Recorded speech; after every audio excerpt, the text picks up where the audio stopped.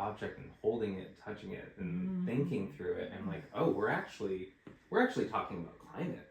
We're actually talking about this larger conversation about the sustainability of us, of humans on this planet, you know, because like even like the letter itself, that like it moves through this like thought of trees, right? The time of trees, the language of trees, the culture of trees.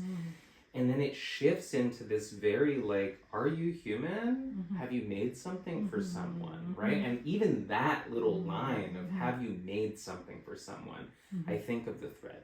I think of the bot. I think of all of these ways in which the book object itself is asking the beholder, the viewer, the reader to sit with these larger questions that are larger than our lifetimes, right? Like this question of, you know, what is the future of the redwoods? You know, will they actually be here? Yes, is my hope.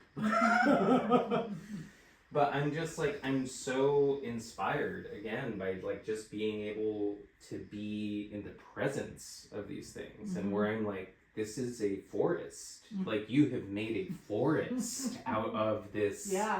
You know, and each one is unique in this way, and it's also just like, what does it mean to produce a grove of sacred space, you know? And like that same experience of like being in a cathedral of redwoods, right? Being under the crown of redwoods becomes like, this is the crown, this is the grove. And what does it mean to allow that to have a diaspora? What does that mean to, you know, send these out, plant these seeds of the larger conversation. Use of the Mayan delineation space with the red outlines is very much drawn from their own use of the book in book form, and also ceramics.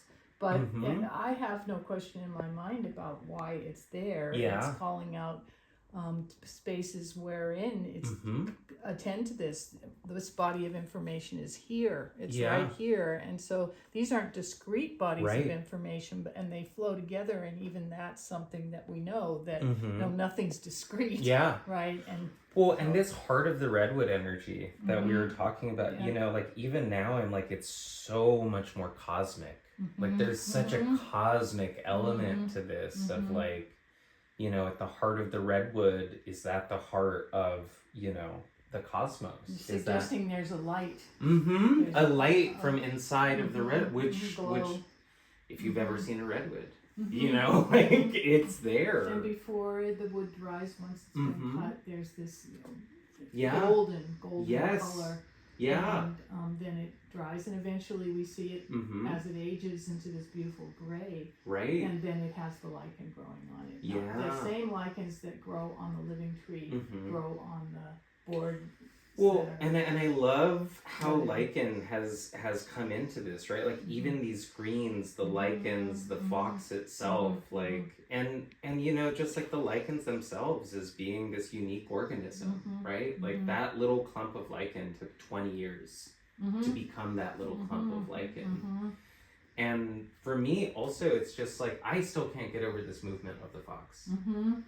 This like trickster energy, this way that the fox enters and the way that the fox exits as well is just like looking behind. And also just like, if you've ever experienced a fox, they are like, it always feels magical to see a fox.